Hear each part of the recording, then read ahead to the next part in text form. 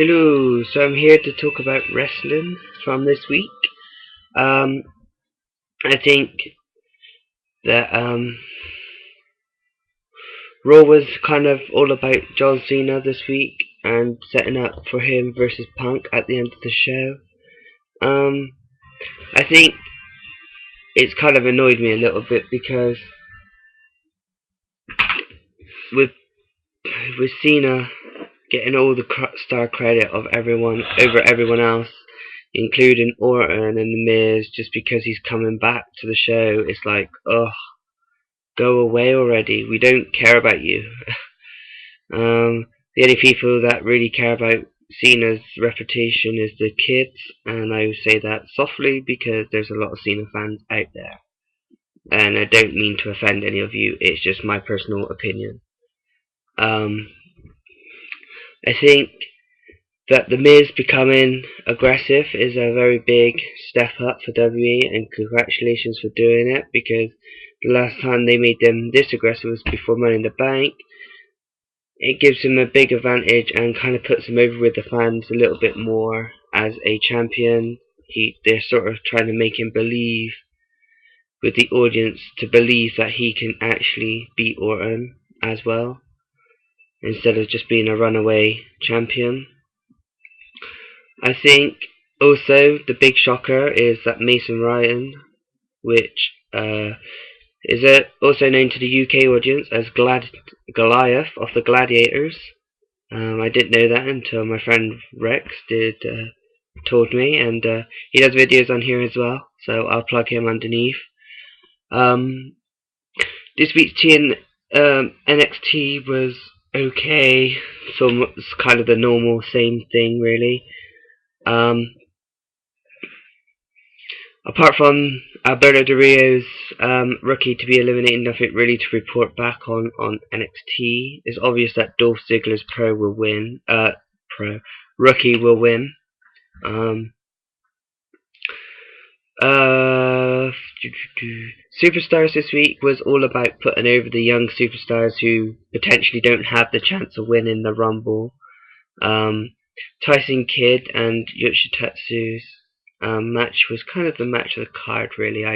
I enjoyed their match. Glad Zack Ryder got put over a little bit by winning his match.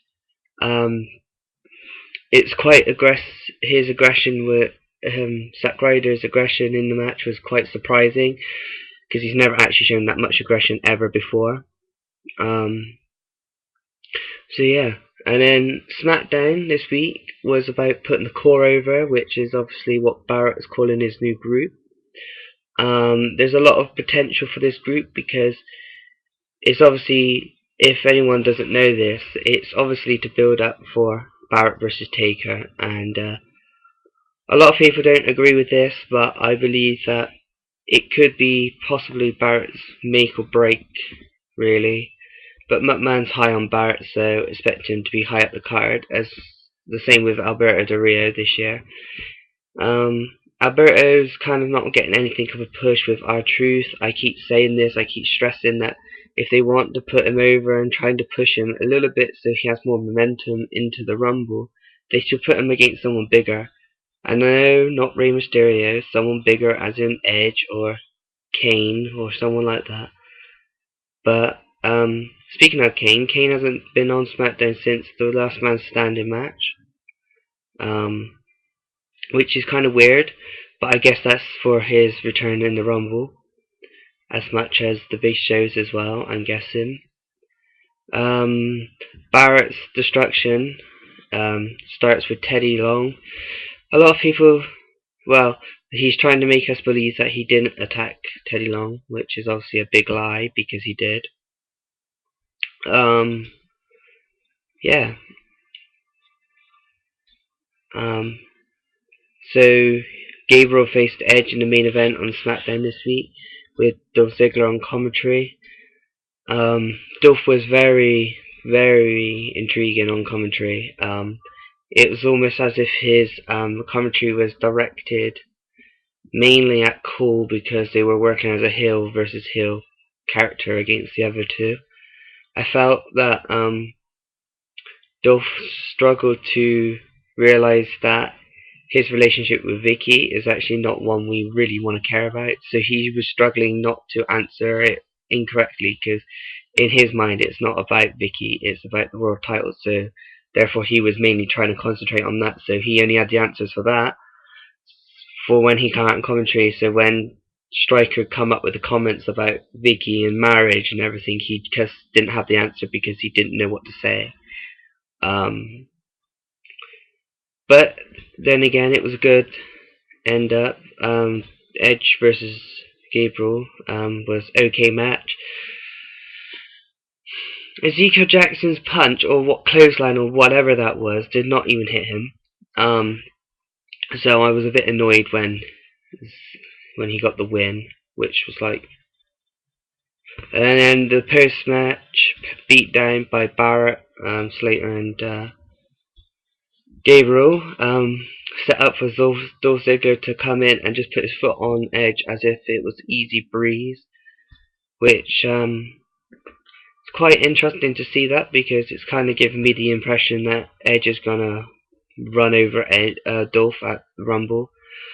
I'm a big Edge fan, but I hope that doesn't happen like that, just so that he doesn't get run over, because Dolph needs that little bit of encouragement by Edge and to be respected a little bit as a competitor. So I just believe that Edge will put over Dolph Ziggler big time.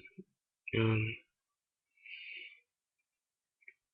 yeah, I think that pretty much clarifies the whole show, really, of this week. I will do a TNA video a bit later.